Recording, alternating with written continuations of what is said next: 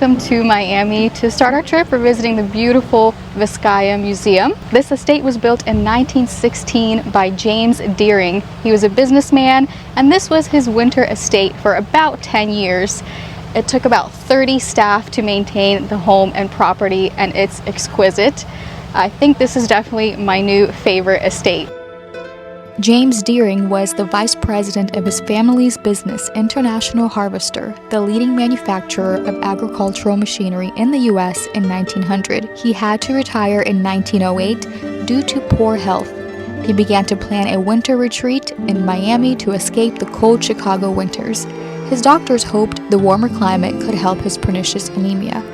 Currently, the estate is 50 acres, but when Vizcaya was constructed in 1916, the estate was 180 acres that included a working farm and village. It had staff quarters, workshops, barns, greenhouses, and fields that provided Vizcaya fresh flowers, fruits, and vegetables, making the estate self-sufficient. This is the breakfast room.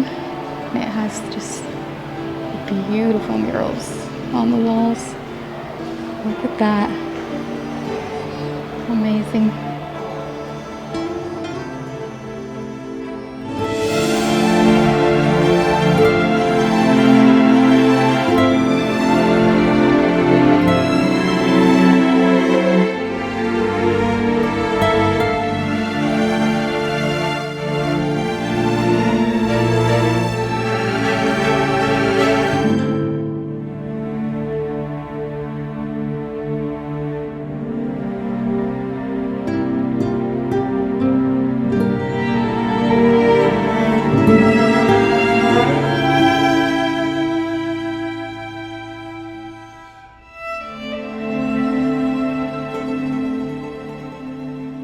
As you step outside on the lower east terrace overlooking Biscayne Bay, you'll notice a mysterious stone structure out in the water that looks like a ruin of a ship.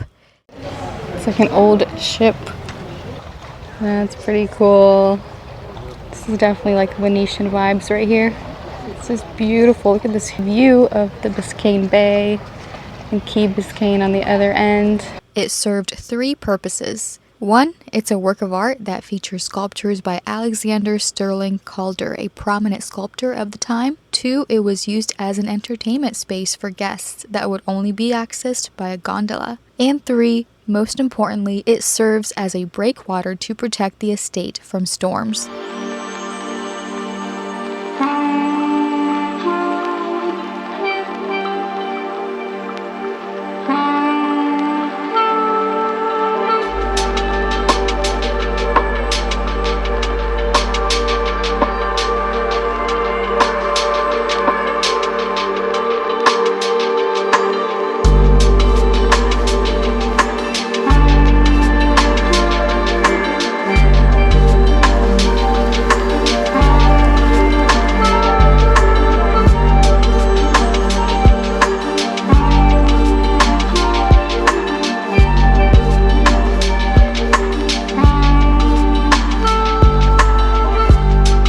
This estate is in the Italian Renaissance style, and you can tell by all the beautiful water features, all the waterfalls, little ponds and fountains everywhere.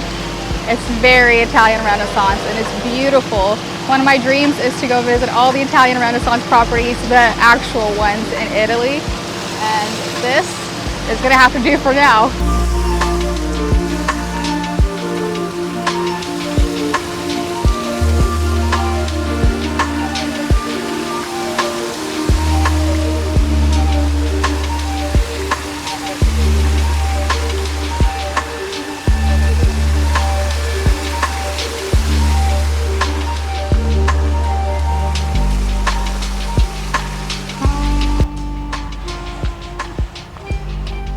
It's just crazy that this oasis is in the middle of Miami. You wouldn't even know it. that a huge city is just 2 miles up the street. We've been to Miami a few times, but we never film because it's pretty hectic, especially with parking. Vizcaya is one of those places where it's pretty easy parking. They have a huge parking lot, so anybody can come here really. It's $25 per person to get in. They're open till 4, but I think the last admission is probably till 4 because it's 4:30. We're still here. Nobody's kicking us out. It's actually nicer right now because a lot of people are gone. Yeah, I think a lot of people thought that they closed at 4 and they just left. But man, this place is absolutely gorgeous. It's actually nice right now. You can enjoy it a lot more. There's just a few people here and there. Yeah.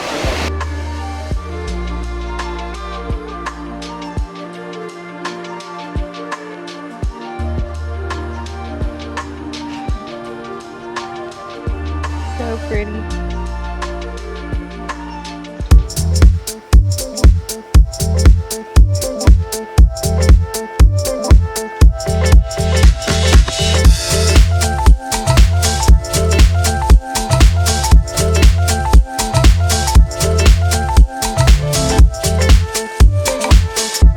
We're at Bilbag's Cape Florida State Park, and you can see the Cape Florida Lighthouse behind us. So we're going to be here on Key Biscayne exploring Bilbag's and probably end the day here, relaxing on the beach, exploring the lighthouse. There's a lot to see here. You can definitely spend a lot more than just half a day or one day here. There's bike trails, and yeah, it's a huge park. Yeah. So the water is pretty clear out here. It definitely looks like it's protected out there by a reef because there's no big waves. Kind of reminds me of the Keys. There is a little bit of seaweed, but the state parks usually don't clean the seaweed. It's beautiful. Whoa! For drainage. Look at this awesome lightkeeper's cottage. The whole basin. What is that, like a cistern? Water collection, yeah. Yeah, it's a water collection. It's all brick. That's an awesome house. I think they probably restored it because it looks really good. I would definitely live in a house like that. That's beautiful.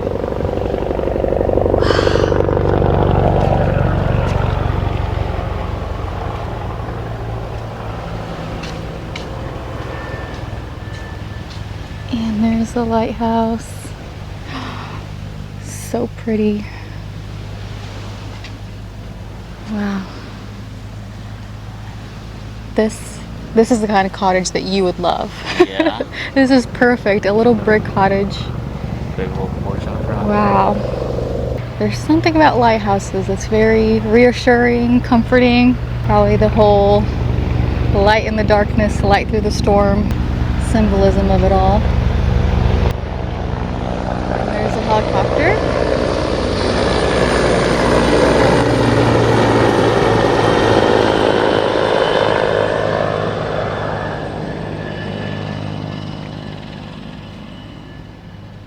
Here's a peek of the interior through the window because it's closed. Fireplace. Yeah, it's definitely been restored because these windows are plastic. What a beautiful spot. You can hear the waves crashing against the wall.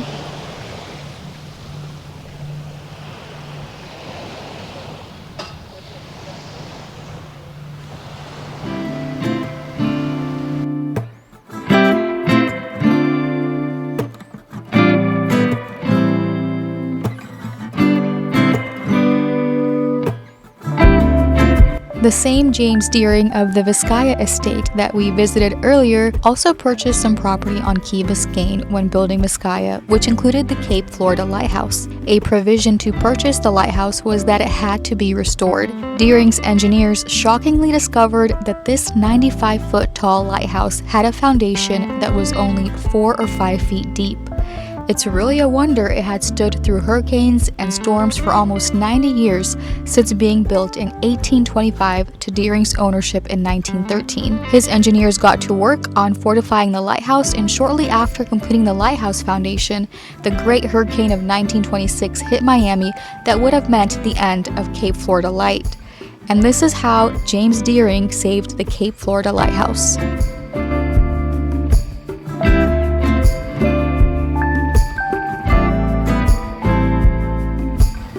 Look at that view. That's gorgeous.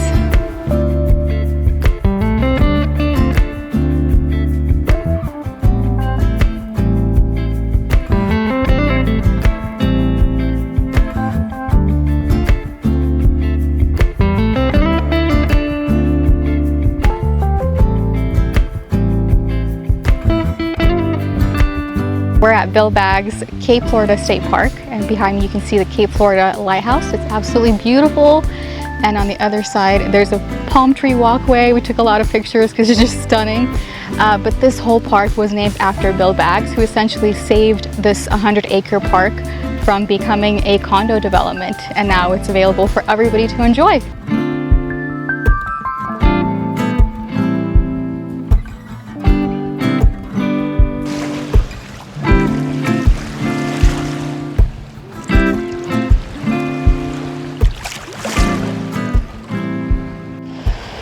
We're here walking on the shore of Key Biscayne, and you can see the end of Bill Baggs State Park right there, the village of Key Biscayne, and Crandon Park right there. So the village of Key Biscayne is sandwiched between two big parks.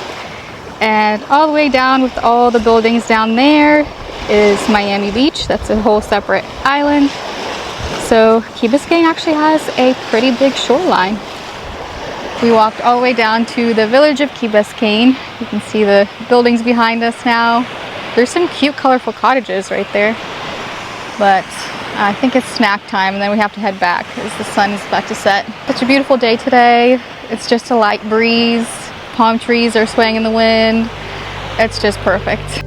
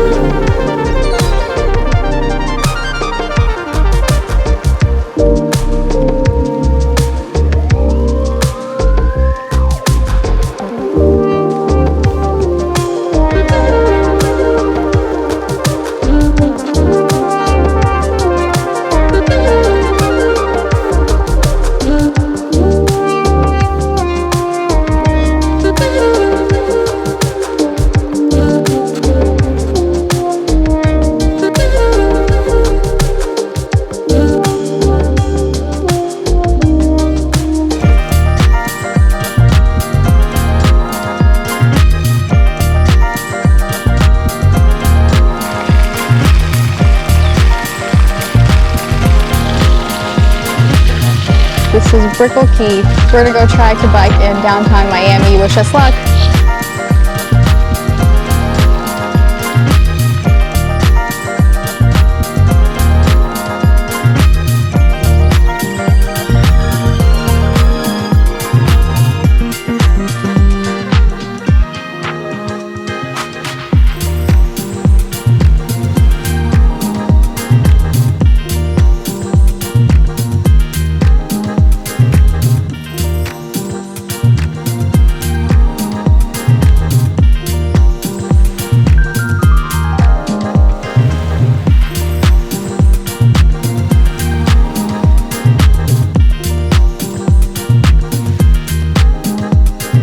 We just drove on the Miami Riverwalk, and that was beautiful. We're at Bayfront Park.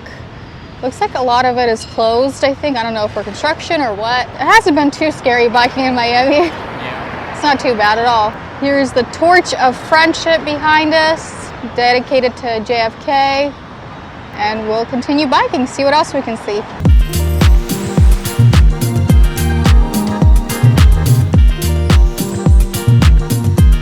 Looks like they're gonna have the Miami International Boat Show coming up.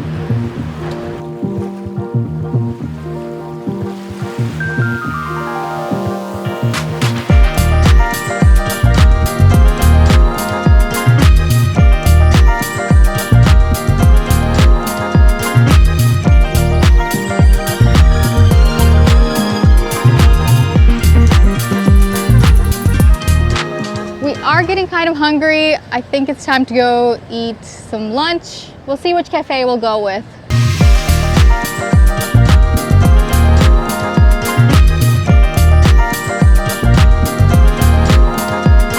We're at Cafe Motic in downtown Miami. I got the chicken shish kebab and Nick got the chicken shawarma pita.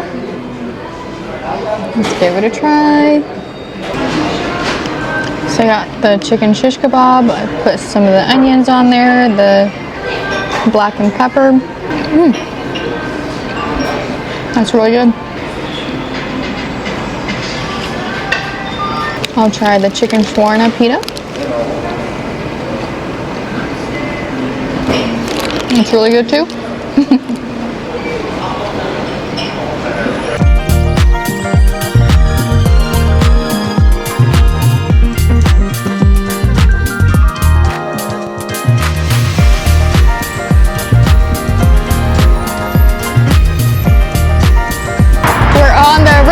Causeway. Look at that view. There's Miami behind us. What a view.